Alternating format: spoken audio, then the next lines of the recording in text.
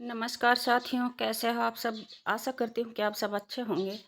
आज हम पढ़ने वाले हैं इकाई 7 में हम पढ़ रहे थे कहानी। आज हम फणीश्वर नाथ रेणु की तीसरी कसम उफ मारे गए गुलफाम पढ़ने वाले हैं।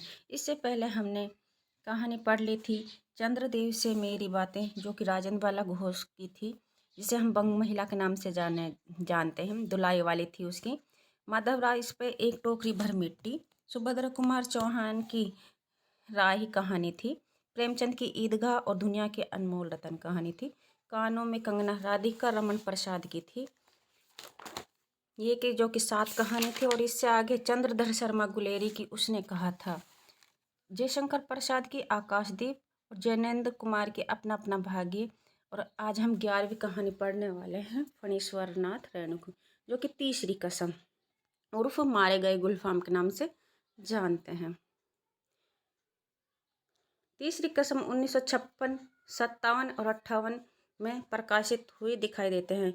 ये अलग अलग पुस्तकों में, किसी में 1956, किसी में 1957, किसी में 1958 प्रकाशित हुई तीसरी कसम कहानी दिखाई देते हैं। तीसरी कसम अपरंपरा पत्रिका में प्रकाशित हुई है। जो तीसरी कसम कहानी है अपरंपरा पत्रिका में प्रकाशित हुई है। ठुमरी कहानी संग्रह में संकलित कहानी है। जो ये हमारी ठुमरी कहानी है, इस कहानी में ये कहानी संकलित है। पात्रों के चरित्र चित्रण में रिपोर्टाज शैली विश्लेषणात्मक एवं वर्णनात्मक शैली है।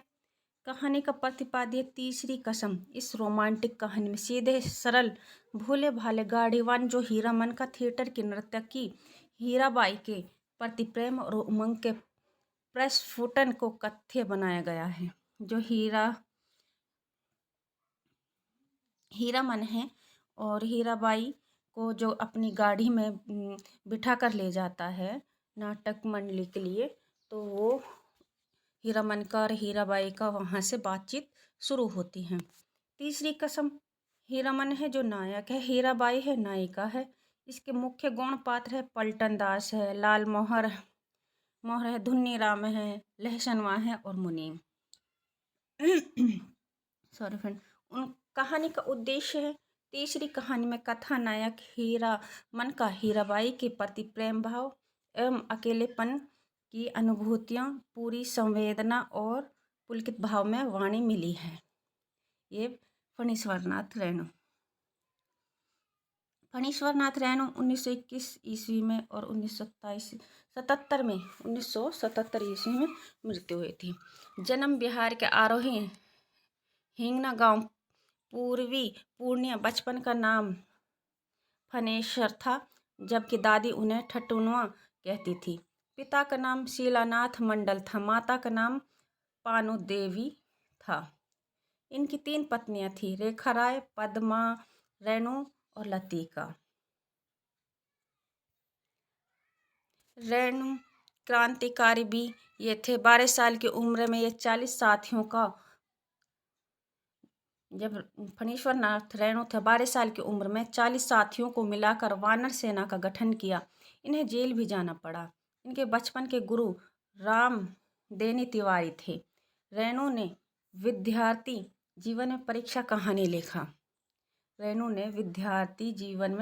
कहानी लिखा जो राम देनी तिवारी की पत्रिका में प्रकाशित हुई।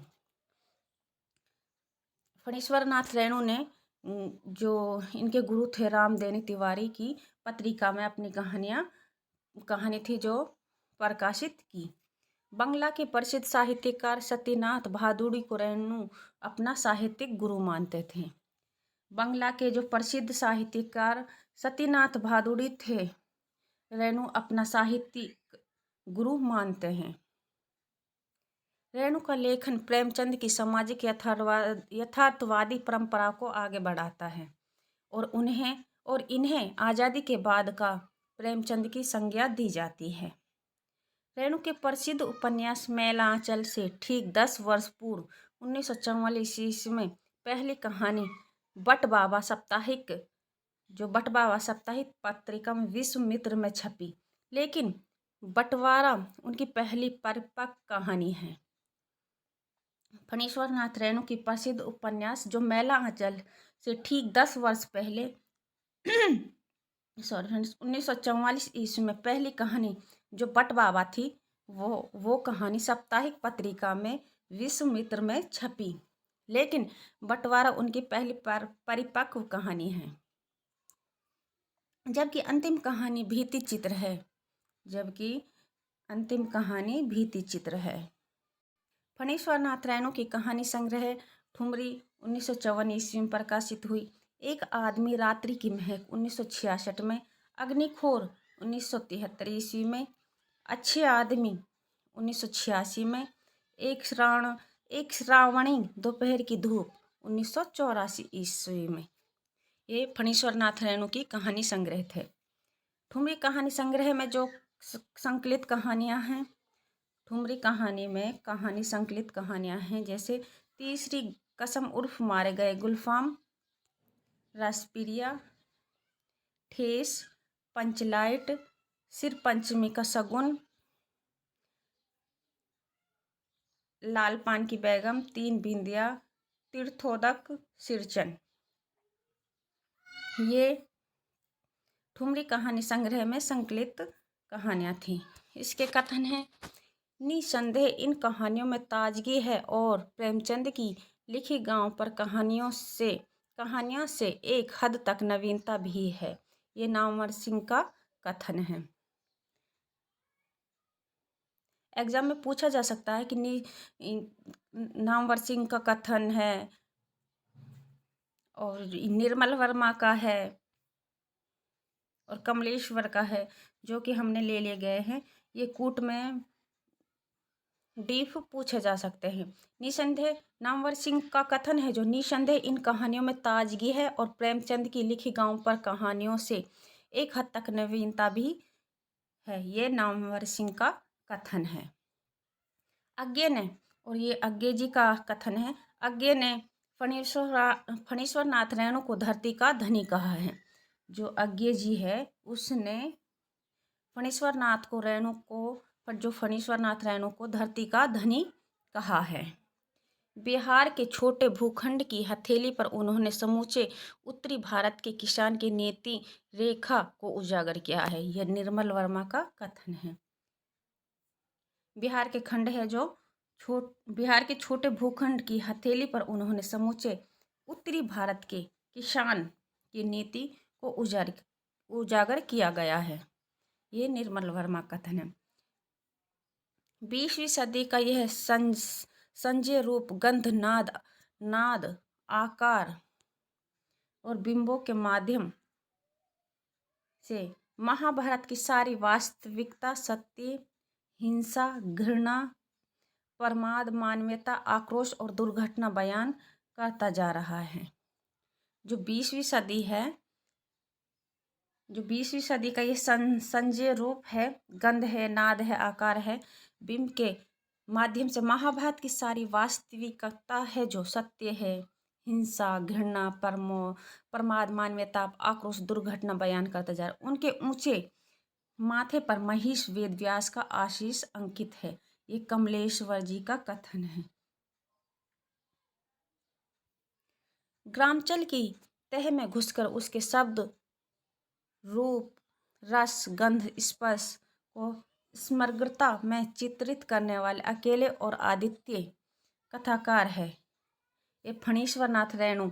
ये बच्चन सिंह का कथन है, जो बच्चन सिंह ने फणीश्वर नाथ रेणु के बारे में बताया है। बच्चन सिंह ने बोला है कि ग्रामचल की तह में घुसकर शब्द है, रूप, रस, गंध, स्पर्श की समग्रता में चित्रित करने वाले अकेले और अद्वितीय का कथाकार फणीश्वर नाथ रेणु है। ये बच्चन सिंह बोलते हैं। प्रेमचंद की कहानियों में किसानी लय है तो रेणु की कहानियों में पूर्णिया और मिथिला के ग्राम गीतों के छंद और ध्वनि है।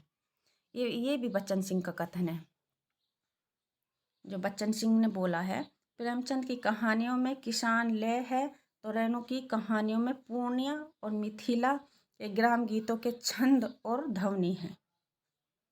ये बच्चन सिंह ने बोला। तीसरी कसम उर्फ मारे गए गुलफाम कहानी इसका विषय है गांव के अधेड़ उम्र के इंसान की विश्वस्ता, कंपनी के लिए नाचने वाली महिला की व्यवस्था, हीरामन और हीराबाई के बैलगाड़ी सफर के माध्यम से लोक संस्कृति, उसमें निहित रस और मर्यादित निश्चल प्रेम को दर्शाया गया है। जो हीरा हीरामन है वो 40 वर्षीय गांव का सच्चा गाड़ीवान हीरामन है। कंपनी में नाचने वाली युवती हीराबाई है। तीसरी कसम, कहानी की 3 कस्में हैं जो इस तरह हैं। चोर बाजारी का माल नहीं ला देगा। जो हीरामन है वो तीसरी कसम में 3 कस्में खाता है। चोर बाजारी का माल नहीं ला देगा, बांस की लदनी नहीं करेगा, कंपनी के औरत की लदनी नहीं करेगा। इस कहानी में प्रयुक्त मुहावरा 1, 2, 3, 9, 2, 11 हैं। जो इस कहानी में मुहावरे पूछे गए हैं, इसमें 1, 2, 3 और 9, 2, 11 ये 2 मुहावरे हैं। हीरामन ने बांस की लदनी किस शहर से की? खैरिया शहर से। ये पूछा जा सकता है कि हीरामन ने बांस की लदनी किस शहर से की? खैरिया शहर से। हीरामन फारबिसंगज से मोरंग ढोता है। चंपानगर से फारबिसंगज मेला आने के समय बाग गाड़ी खींचना भाड़ा मात्र 100 रुपये था। जो उसका भाड़ा था मात्र 100 रुपये का था। मथुरा मोहन नौटंकी कंपनी की हीरामन कानपुर का रहने वाला था। मथुरा मोहन नौटंकी की कंपनी की हीरामन कानपुर का रहने वाला है। हीराबाई को ले जाते हुए कजरी नदी का भी जिक्र हुआ है। हीरामन है, हीराबाई को ले जाते हुए कजरी नदी का भी जिक्र हुआ है। विदागी शब्द का अर्थ नहर या ससुराल जाती हुई लड़की। विदागी, जो विदाई का शब्द है विदागी, उस शब्द का अर्थ है नहर या ससुराल जाती हुई लड़की। हीरामन महावीर स्वामी को सुमर कर गाड़ी रोकता है। सुनिए, आज भी परंपरा नदी में महुआ घाट घटवारिन के कई घाट हैं। जो हीरामन महावीर स्वामी को सुमर कर गाड़ी रोकता है, सुनिए, आज भी परंपरा नदी में महुआ घटवारिन के कई घाट हैं। ये हमने तीसरी कसम उर्फ मारे गए गुलफाम, जो कि फणीश्वर नाथ रेणु की कहानी को देखा।